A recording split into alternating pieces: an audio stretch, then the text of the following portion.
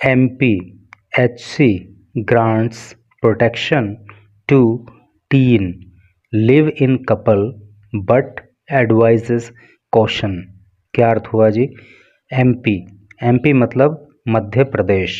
HC HC मतलब high court, जिसको हिंदी में उच्च न्यायालय कहते हैं। ग्रांट्स, देखो ग्रांट का मतलब होता है प्रदान करना, और चूंकि यहाँ पर प्रेजेंट इंडेफिनिट टेंस का प्रयोग हुआ है इसलिए वर्ब की फर्स्ट फॉर्म में एस लगा दिया गया है। तो मध्य प्रदेश की हाई कोर्ट प्रदान करती है प्रोटेक्शन। प्रोटेक्शन का अर्थ होता है सुरक्षा। टू टीन, टीन का मतलब होता है किशोर, और जिन लड़के और लड़कियों की उम्र 13 साल से 19 साल के बीच होती है तो वो टीन की कैटेगरी में आते हैं। लिव इन कपल, देखो कपल का मतलब होता है जोड़ा, और लिव इन कपल का क्या मतलब हुआ? एक वर्ड होता है लिव इन रिलेशनशिप, उसका क्या मतलब होता है? लिव इन रिलेशनशिप में जो है एक लड़का और एक लड़की अपनी मर्जी से बिना शादी किए हुए एक ही घर में रहते हैं और हस्बैंड वाइफ की तरह रहते हैं, तो उस तरह की जो रिलेशनशिप होती है उसको लिव इन रिलेशनशिप कहते हैं। और लिव इन रिलेशनशिप में रहने वाला लड़का और लड़की वो लिव इन कपल कहलाते हैं। बट लेकिन एडवाइजेज, एडवाइस का मतलब होता है सलाह देना। कॉशन, कॉशन का मतलब होता है सावधानी। तो क्या टोटल का अर्थ हो रहा है कि मध्य प्रदेश की हाई कोर्ट एक टीन कपल को सुरक्षा प्रदान करती है, लेकिन साथ ही उनको सावधानी बरतने की सलाह भी देती है। तो कानून संबंधी जानकारी आपको यहाँ पे मिलेगी, और एक ऐसी व्यवस्था जो हमारे देश के अंदर जोर पकड़ रही है लेकिन इंडियन सोसाइटी अभी उसको पूरी तरह स्वीकार नहीं कर पाई है, उसके बारे में आपको जानकारी मिलेगी, और इंग्लिश तो सीखने के लिए मिलेगी ही मिलेगी। तो चलिए पढ़ते हैं आगे। एक ये हैंड इन हैंड की फ़ोटो आप यहाँ पे देख पा रहे हो, और इसके नीचे लिखा है the couple had short protection.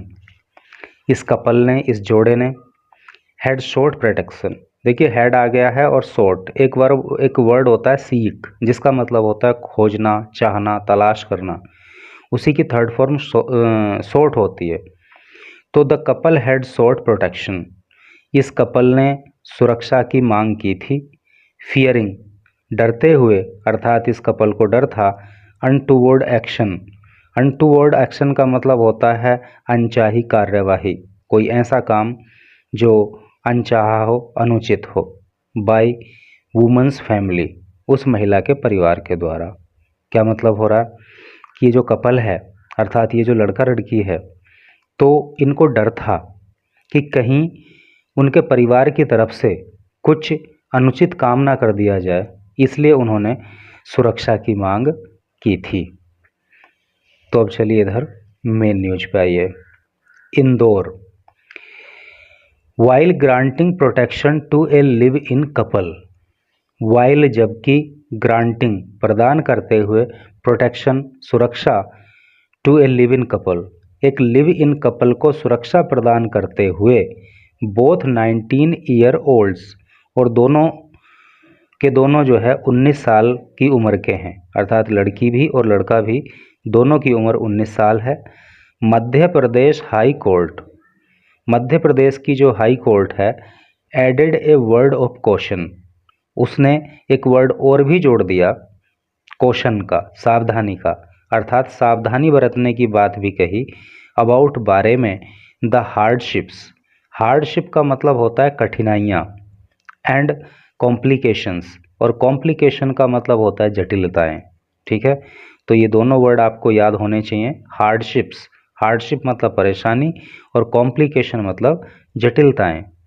Youngster में फेस, यंगस्टर का मतलब होता है नौजवान या युवा, में फेस सामना कर सकते हैं, वाइल जबकि, गेटिंग इनटू रिलेशनशिप, इस तरह के रिलेशनशिप में रहने के दौरान, सो अर्ली इन लाइफ, जीवन में इतना जल्दी, जीवन में इतना जल्दी मतलब भाई 19 साल की उम्र ज़्यादा उम्र नहीं होती, तो इसलिए बोला है सो अर्ली इन लाइफ, 19 साल की उम्र में, मतलब वो लिव इन रिलेशनशिप में रह रहे हैं, तो कोर्ट को लगता है कि ये सो अर्ली इन लाइफ है। Away from their families, away दूर, फ्रॉम से दियर उनकी फैमिलीज परिवारों से। तो यहाँ पे एक एक वर्ड का मीनिंग तो हमने आपको बता दिया और शायद पूरे पैराग्राफ पूरे सेंटेंस का अर्थ भी आपको क्लियर हो गया होगा, लेकिन एक बार फिर से पूरे सेंटेंस का अर्थ देख लेते हैं। कहने का मतलब क्या है कि मध्य प्रदेश की हाई कोर्ट ने एक लिव इन कपल को सुरक्षा प्रदान करते हुए, और इस लिव इन कपल की जो उम्र है वो 19 साल है, यानी कि लड़का भी 19 साल का, लड़की भी 19 साल की, तो उनको सुरक्षा प्रदान करते हुए सावधानी बरतने की बात भी कही। अर्थात सुरक्षा तो दी ही दी, साथ में सावधानी बरतने के लिए भी कहा। और कोर्ट ने कहा कि जो लड़के लड़कियां अपने परिवार से दूर रह रहे हैं और अपनी लाइफ के अर्ली स्पैन में, मतलब इतनी जल्दी, जबकि उनकी उम्र 19 साल है, तो इतनी जल्दी अगर वो इस तरह के रिलेशनशिप में रहते हैं तो उनको बहुत सारी समस्याओं का, बहुत सारी कठिनाइयों का, बहुत सारी मुसीबतों का और बहुत सारी कॉम्प्लिकेशंस का सामना करना पड़ सकता है। ऐसा जो है कोर्ट ने कहा, इसलिए सावधान रहने की आवश्यकता है। जस्टिस सुबोध अभयंकर, न्यायमूर्ति जिनका नाम सुबोध अभयंकर है, इन एन ऑर्डर, एक आदेश में, डेटेड मार्च 14, जो 14 मार्च को आया, ऑब्जर्व्ड, उसमें कहा गया दैट द पेटिशनर, देखो पेटिशनर का मतलब होता है याचिकाकर्ता, तो जो पेटिशनर्स हैं, याचिकाकर्ता हैं, वर एडल्ट, वो एडल्ट हैं, यानी एडल्ट का मतलब होता है वयस्क, तो वो वयस्क हैं, and had exercised free will to staying together, और एक साथ रहने के लिए उन्होंने अपनी फ्री विल को एक्सरसाइज किया है, अर्थात अपनी स्वेच्छा से वो एक दूसरे के साथ रह रहे हैं, और कानून इस बात का अधिकार देता है कि अगर वो एडल्ट हैं तो स्वेच्छा से एक दूसरे के साथ रह सकते हैं। उसी का उन्होंने यहाँ पे एक्सरसाइज की है, against the wishes of their family, उनके परिवार की इच्छा के विरुद्ध। अगेंस्ट का मतलब विरुद्ध, विशेज़ का मतलब इच्छाएं, दियर फैमिलीज उनके परिवार।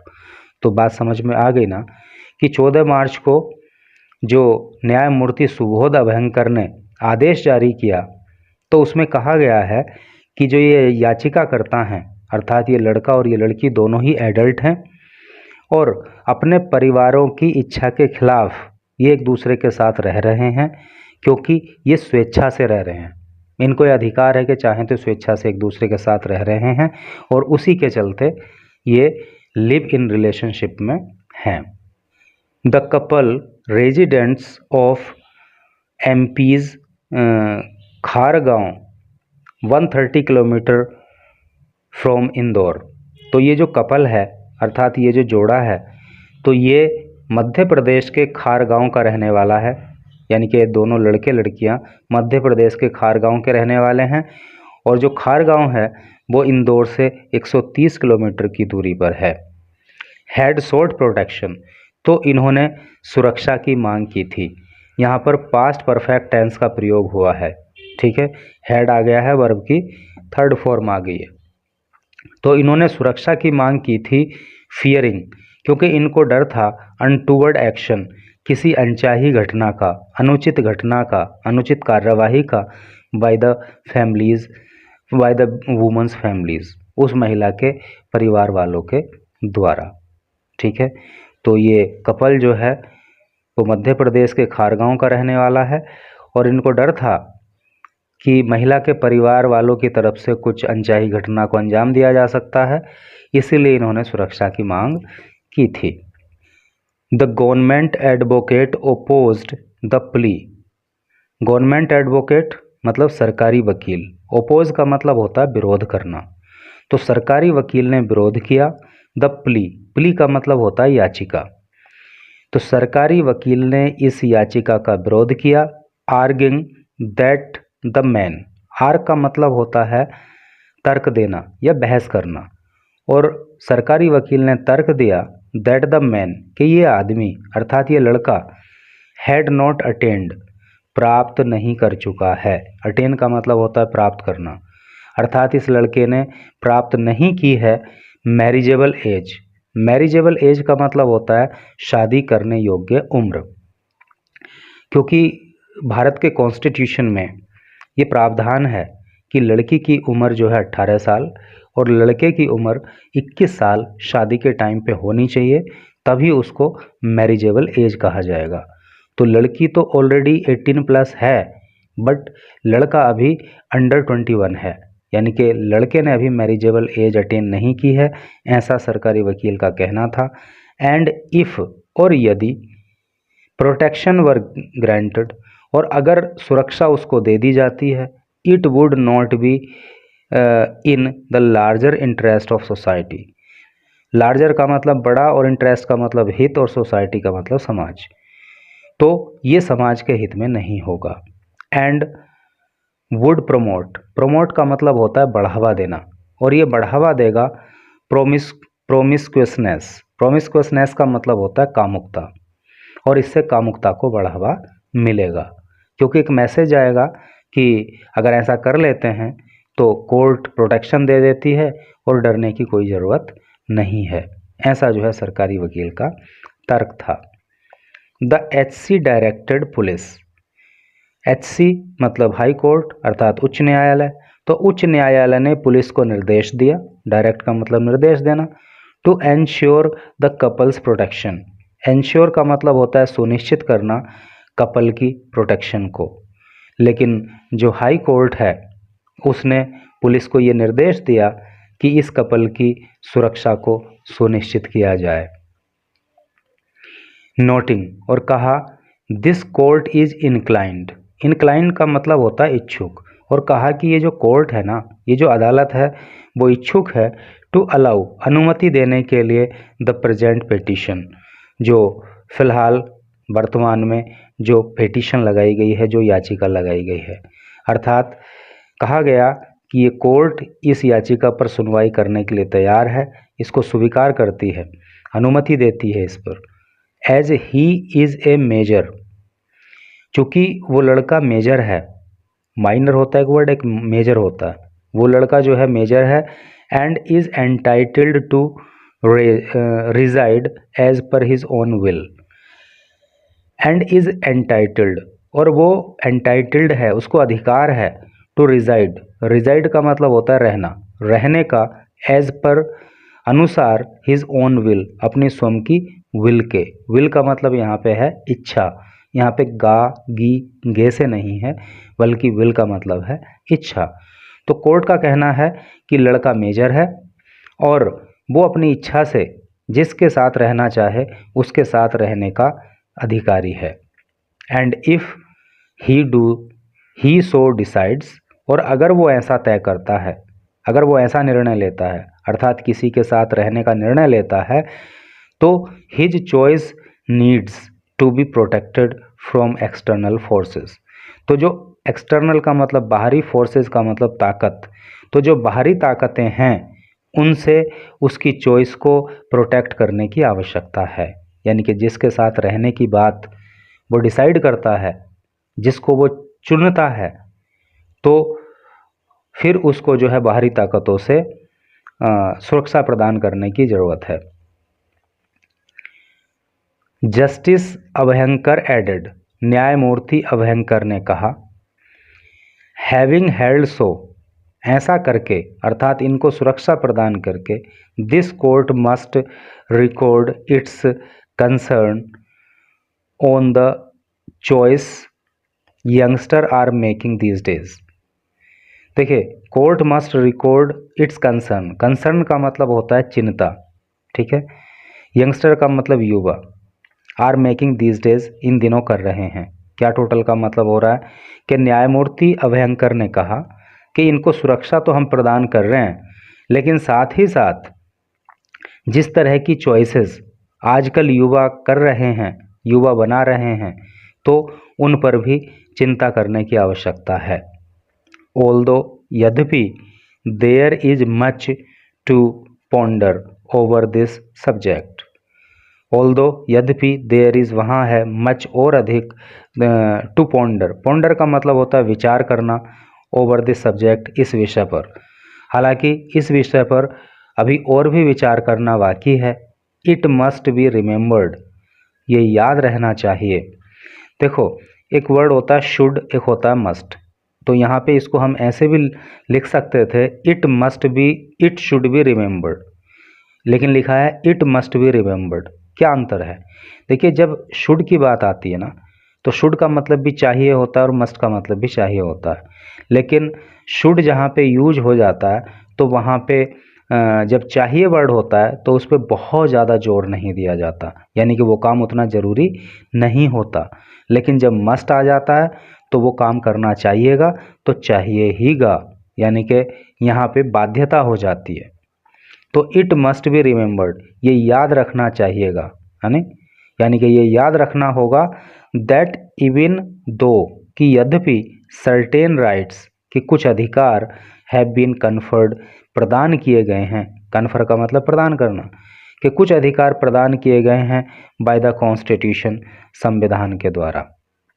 ये याद रखना होगा कि हालांकि संविधान के द्वारा कुछ अधिकार तो दिए गए हैं, it is not necessary to enjoy, लेकिन ये आवश्यक नहीं है कि उनको एन्जॉय किया जाए, अर्थात उन अधिकारों को अप्लाई किया जाए, ऐसा ज़रूरी नहीं। And enforce them as well, enforce का मतलब होता है लागू करना, और उन अधिकारों को लागू किया जाए, और एनफोर्स का मतलब दबाव बनाना भी होता है। ठीक है, तो जज साहब ने कहा कि ठीक है, इनको प्रोटेक्शन तो हम दे रहे हैं, लेकिन जिस तरह से आज के नौजवान अपनी चॉइस बना रहे हैं उस पर भी चिंता करने की आवश्यकता है। और ये ध्यान रखने की आवश्यकता है कि संविधान ने हमें कुछ अधिकार तो दिए हैं, लेकिन कोई ज़रूरी नहीं कि उनको एंजॉय किया जाए या फिर उनको लेकर के कोई दबाव बनाया जाए, उनको इम्प्लीमेंट किया जाए। क्योंकि कहने का मतलब आप समझ रहे हो ना, कहने का मतलब ये है कि संविधान में जो अधिकार हमें दिए गए हैं, तो कई बार वो अधिकार सोसाइटी के हिसाब से फिट नहीं बैठते। तो वो उनका कहना है कि अधिकार तो है, लेकिन अगर सोसाइटी के हित में वो चीज़ नहीं जा रही है तो उसको अवॉइड भी किया जा सकता है। लेकिन अगर आप करना ही चाहें तो चूंकि कानून में वो चीज़ लिखित है तो आप कर सकते हैं। ऐसे करके उन्होंने बात बोली है। डिस्क्रेशन इज एडवाइज्ड, डिस्क्रेशन का मतलब होता है विवेक या बुद्धि। इज एडवाइज्ड, तो विवेक की सलाह दी जाती है, बुद्धि की सलाह दी जाती है, while opting for such choices, जब इस तरह की चॉइस हम कोई ले रहे हों, है नहीं, किसी के साथ रहने का डिसीजन ले रहे हों, तो उस समय जो है बुद्धिमानी से काम लेने की आवश्यकता है। एंड एनफोर्सिंग सच राइट्स, और ऐसे अधिकारों को एनफोर्स करना, लागू करना, as it is one thing to have the rights. कहने का मतलब यह है कि जब इस तरह के अधिकारों को हमें लागू करना हो, यानी कि कानून ने कोई हमें अधिकार दिया है, संविधान ने हमें अधिकार दिया है, लेकिन सोसाइटी के हिसाब से वो उतना फिट नहीं बैठ रहा है, तो अगर हमें फिर भी उस अधिकार को लेना है, उसको एंजॉय करना है और इस तरह की कोई चॉइस बनानी है, अर्थात किसी के साथ रहने का डिसीजन लेना है, तो उस समय बुद्धि विवेक से काम लेने की आवश्यकता है। ऐसी सलाह दी गई।